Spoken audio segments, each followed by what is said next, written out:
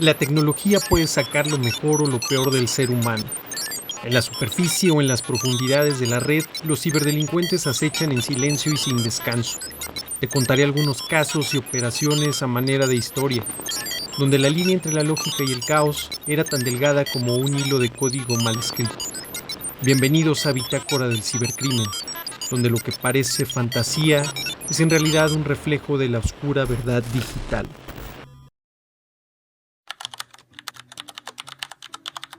Hola, ¿qué tal amigos? La historia del día para la Bitácora de Cibercrimen es sobre una misión de trazado perfecto para lograr dar con un delincuente.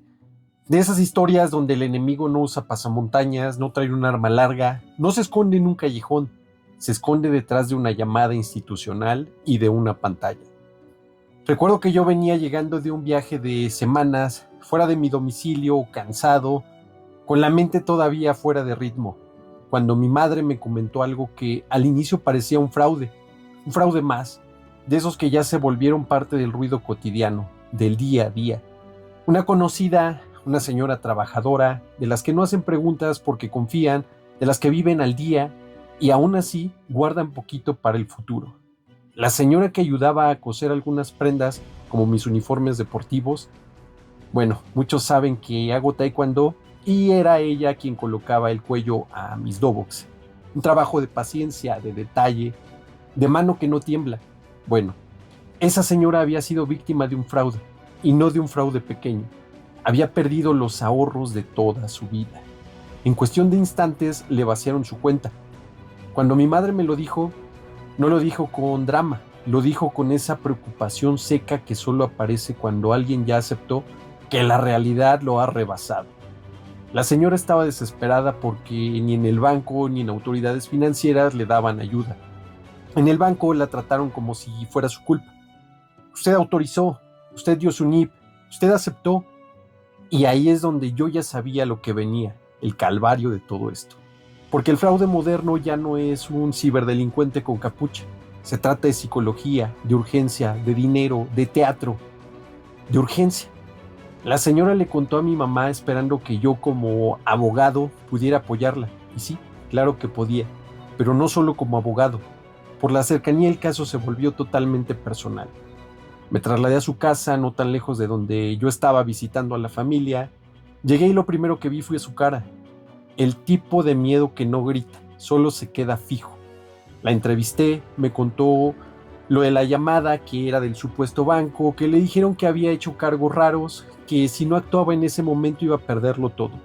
Le hablaron con un tono firme, profesional, casi con regaño. Le metieron prisa, le cortaron el aire. Y aquí hay algo que la gente no entiende. Cuando alguien te presiona con urgencia, el cerebro entra en modo de supervivencia. Y en modo supervivencia, la lógica se apaga. De inmediato noté peculiaridades. Un desconocimiento total de la banca digital. Una llamada entrante que parecía legítima. Un guión muy bien armado. Y esa frase que siempre aparece: no cuelgue, lo estoy ayudando. Eso apuntaba a lo que ya conocemos como phishing, más suplantación de identidad, un delito normal que ya está tan normalizado que mucha gente lo narra como si le hubiera pasado un accidente, como si fuera mala suerte. Yo hablé con sus hijas, ellas viven con ella, indagué horarios, rutinas, cómo usaba el teléfono, si alguien le ayudaba con apps, si el banco ya le había llamado antes. Ahí detecté un patrón.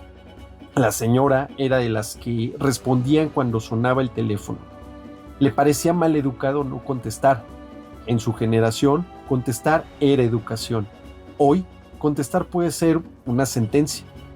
Entonces, procedí a lo técnico. Hice una prueba forense al móvil, no para ver fotos, no para revisar mensajes, como la gente piensa, sino para buscar rastros, permisos, accesos, instalaciones recientes, servicios en segundo plano, accesibilidad habilitada, apps con permisos excesivos. Ahí saltó la primer prueba fuerte. Software de administración remota instalado. No era casualidad. Este tipo de herramientas, cuando están mal usadas, convierten el teléfono en una extensión del delincuente. El delincuente ve lo que tú ves en tiempo real. Toca lo que tú tocas. Y lo peor, muchas veces la víctima cree que sigue teniendo el control, pero ya lo perdió. En ese momento supe exactamente hacia dónde apuntaba todo. La señora no fue hackeada como en las películas, fue dirigida paso a paso hasta entregar la puerta. Segundo, el número telefónico. Muchos delincuentes compran chips, SIMs, en cualquier tienda y creen que con eso ya no son rastreables o son invisibles, pero cometen errores. Los más comunes: repetir números, usar líneas demasiado tiempo, mezclar la vida personal con la parte operacional o no cortar la actividad después del golpe. Con algo de triangulación, me puse a esperar actividad. Pasaron un aproximado de 6 horas hasta que la línea volvió a encender, y cuando encendió, la geolocalización por torres comenzó a dibujar un mapa. No exacto al centímetro, pero sí lo suficiente para reducir el universo. Ahí se siente algo raro, porque mientras tú estás haciendo ese trazado, ellos siguen operando. No es una persecución con sirenas, es un juego silencioso donde el tiempo vale dinero. Con la suma de los elementos y para darle legalidad, canalicé a la señora a denunciar, porque esto no se resuelve solo con encontrarlos. Se necesita ese sustento jurídico, para que el banco no te aplaste con su narrativa de usted aceptó, para que la autoridad pueda moverse, para que los datos se soliciten con formalidad. Se abrió la trinchera jurídica contra la parte bancaria y la autoridad financiera. El punto era claro: demostrar que hubo manipulación, engaño, un acceso remoto indebido, aunque el banco insistiese en que todo se hizo desde el dispositivo y de manera autorizada. Y sí, ese es el hueco legal que muchos bancos usan como escudo. La transacción parece legítima, pero el contexto es criminal. Con logs de la banca en línea, periciales al móvil y análisis de la red doméstica incluso, se armó la base: horarios, IPs, el tipo de dispositivo, sistemas, permisos concedidos y la relación temporal entre la llamada, la instalación y el acceso al vaciado. Pero yo no iba a quedarme en el escritorio únicamente. Esto ya era personal. En coordinación con la autoridad pertinente, informé lo encontrado. Se movilizó un equipo. Para ese momento, habían pasado un aproximado de 6-7 días. Durante esos días, yo seguí monitoreando algo que muchos delincuentes no entienden. Cuando usan una administración remota, dejan una huella viva. El software aparecía activo a ratos. Eso significaba solamente una cosa: estaban cazando a otra víctima, intentando acercarse a otra víctima. Aproveché uno de esos momentos. Escalé, reboté y logré entrar de manera inversa por unos segundos. Con eso bastó para identificar el equipo desde donde operaban. No fue magia, fue entender que la mayoría de estos operadores no son genios, son personas con herramientas y exceso de confianza. Esos segundos me dieron lo que necesitaba: un identificador del equipo, señales del entorno de red y la red Wi-Fi que estaban utilizando. Cuando cruzas eso con las antenas cercanas que ya habías monitoreado, la niebla se despeja. Ya no era una colonia aproximada, era un punto. Yo, honestamente, me preparé mentalmente para encontrar una célula delictiva, uno haciendo phishing, otro operando, otro moviendo dinero, otro cuidando, quizá algo muy protegido, porque así funciona cuando el delito se profesionaliza. El traslado fue dentro de la ciudad. Como siempre, planeación previa y roles. ¿Quién entra frontal? ¿Quién cubre laterales? ¿Quién asegura la salida? ¿Quién monitorea? Y yo al centro, no por protagonismo, sino porque la evidencia técnica la traía yo en la cabeza. Llegamos a una colonia un tanto transitada dentro de la ciudad, de esas donde nadie voltea a ver a nadie, donde el ruido de la calle oculta cualquier cosa. Un lugar perfecto para operar, porque la gente cree que el crimen se nota, y aquí lo único que se notaba era normalidad. Y aquí viene un dato clave que me dio más certeza: las transacciones iban a una cuenta apócrifa, abierta con documentación falsa. Ya había verificado que el INE correspondía a una persona fallecida. Eso no solo confirma el fraude, confirma que había un insider, o por lo menos una filtración dentro de procesos bancarios para esto. Llegamos dentro del rango, y sí, la triangulación tiene un margen de error, pero la red Wi-Fi fue el faro. Yo ya había visto en esos segundos de acceso inverso, cuando detectas la red y la señal sube conforme te acercas, el punto clave se vuelve obvio: el Wi-Fi fue prioritario. Tomamos posiciones, un zaguán normal, una casa común, sin cámaras visibles, sin bardas altas, sin blindaje. Eso también es un patrón. Muchos delincuentes digitales no se sienten delincuentes de calle. Creen que no los van a tocar. Ingresó el primero, los demás seguimos. Lo primero que hice fue observar el cuarto. Dispositivos conectados, 2 móviles, una laptop, una pantalla. Monitoreaba en remoto las señales. La pantalla estaba activa, por lo cual el flujo de red era notorio. Los sujetos estaban lo suficientemente cómodos para realizar sus actividades mientras veían una serie. Afortunadamente fue un aseguramiento limpio, no hubo algún tipo de disparo. 2 personas, 35 y 27 años, masculino y femenino, esposo, esposa.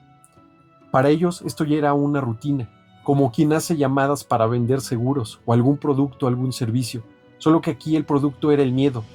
El modus operandi quedó claro.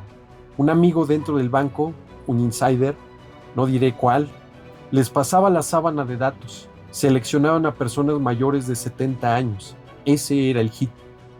Ella hacía la llamada con tonos grabados, imitando el menú del banco, imitando la cadencia de un asesor real, etcétera, etcétera.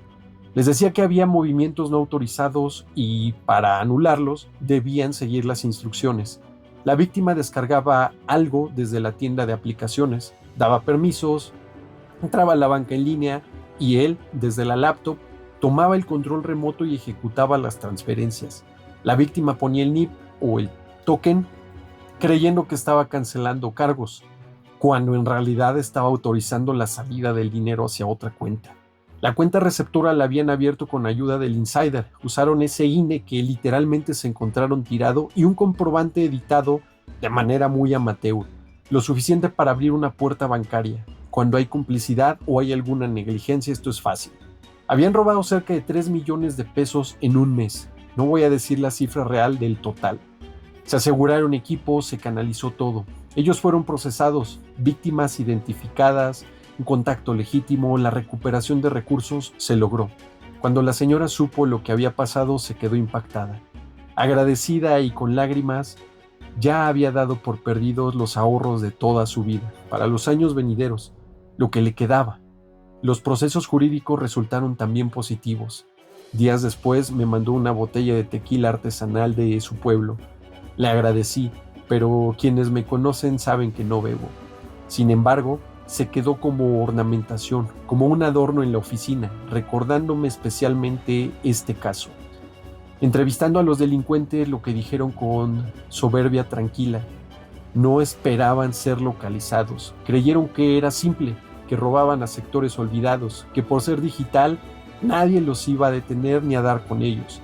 Se encontraron con la persona equivocada. Hay algo que en este caso me dejó muy claro, y no tiene que ver con técnica, ni con leyes, ni con tecnología. Tiene que ver con la normalidad, porque uno imagina a un delincuente digital, usualmente suele pensar en alguien escondido en la oscuridad, aislado, casi caricaturizado. Y aquí no fue así. Aquí eran una pareja, una casa común, un sillón, una pantalla encendida con una serie puesta de fondo, un café servido mientras trabajaban. No gritaban, no corrían, no se sentían perseguidos. Para ellos esto no era un delito, era su rutina. Y esto es lo que más perturba, la banalidad del daño. Mientras una señora perdía los ahorros de toda su vida, mientras otras personas veían desaparecer años de trabajo literalmente en segundos, del otro lado alguien simplemente decía, ya cayó otro, y seguían buscando víctimas en la lista que ya tenían. Este tipo de casos te obligan a aceptar algo incómodo. El crimen digital no siempre se siente como crimen para quien lo comete. Se siente como un empleo, como una tarea repetitiva, como algo que se hace desde casa, algo tan simple. Pero es tan peligroso, no genera culpa inmediata, no hay sangre visible, no hay un grito frente a ti, solamente hay números moviéndose en una pantalla. Y cuando el daño no se ve, se vuelve más fácil repetirlo. Ellos nunca pensaron que alguien los rastrearía, creyeron que sus víctimas eran totalmente invisibles, que eran personas mayores, cansadas, que no sabrían a quién acudir o qué hacer, o siquiera si sabían usar un móvil. que el sistema bancario los aplastaría primero. Y muchas veces tienen razón. Este caso terminó bien para algunas víctimas, pero por cada uno que se investiga, hay decenas que no llegan a ningún lado. Por eso esta historia no es solamente sobre un trazado perfecto, es sobre no normalizar el engaño, no minimizar una llamada del banco y entender que hoy el crimen más devastador puede llegar sin romper una sola puerta, sin accionar un arma, solamente marcando un número. Amigos, soy ciberagente y esta fue otra entrada en la bitácora del cibercrimen. Recuerda seguirme en todas mis redes sociales para más casos. Recuerda que estaremos subiendo todo el contenido en Spotify y en YouTube. Ciberagente, cambio y fuera.